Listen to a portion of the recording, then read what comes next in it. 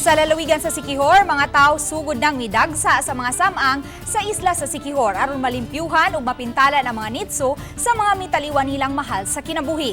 Pipila kanila sila si Jocelyn Ligutom ug Ruben. Samtang si Richie Malikay kansang amahan bago lang mitaliwan, niduaw sa lubong sa iyang amahan nga giingong kanunay mipadamgo kaniya.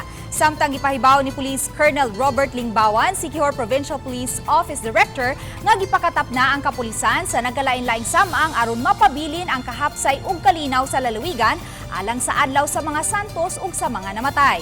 Gipaabot usab sa kapulisan nagsaan ang mga samang human sa duha ka tuig nga limitado lang ang pagduaw sa mga samang.